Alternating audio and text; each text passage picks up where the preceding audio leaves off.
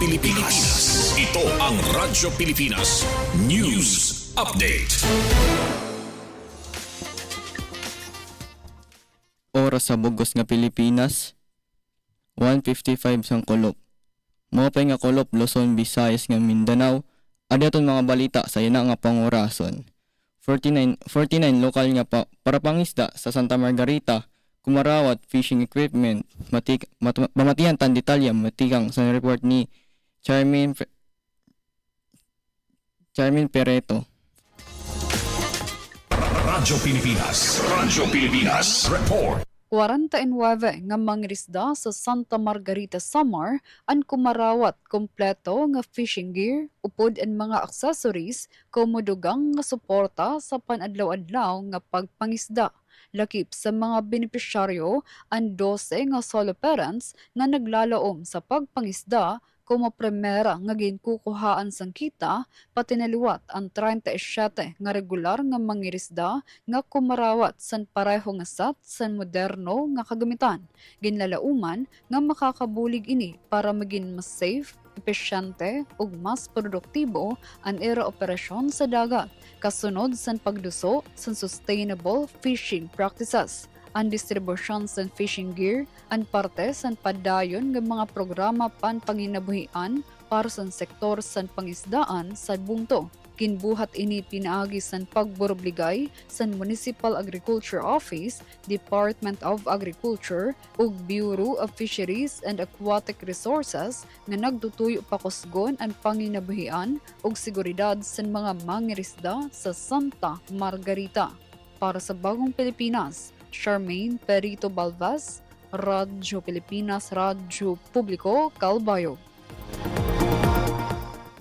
Para sa tunorhe nga balita, founders and local PDEA nga researchers bumisita sa Northern Samar sa pagdokumento o pasaliksik sa bagoong pamatian tan detalye matikang kan suset pretensyo.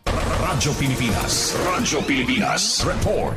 Bumisita sa probinsya sa Northern Samar ang Philippine food documentarist nga si John Sherwin Felix, founders and local PDEA o pod ang mga researchers tikang sa Visayas State University para ig-dokumento ngan pagadman ang tradisyonal nga pagtubo san bagong sa courtesy visit san grupo sa gobyerno probinsyal na pagharampangan ang pagpreserba san kultura ngan kamutangan san bagong usa nga amorphophallus nga tanom nga may dako nga papel sa pagkaon ngan tradisyon san probinsya. Igin pahayag sa mga researcher ang ira pagtutok sa farming practices, linguistic nga mga termino ngan kahimtang san bagong labi na sa bungto San Roque. So malakan Vice Governor Dato, importante god ang pagdokumento sini agud maproteheran ang kultura ngan identity sa Northern Samar.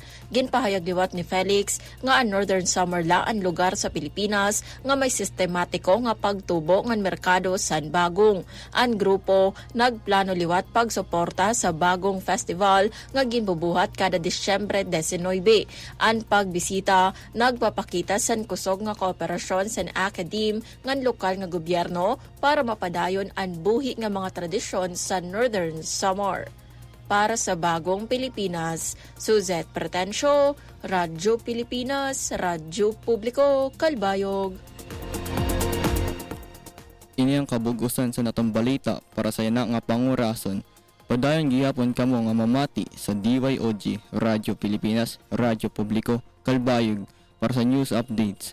Masunod ng programa, Huwag Trabaho, kaupod si Jamie Quinto, ako sa Yoren Sacuba para sa Radyo Pilipinas, Radyo Publiko.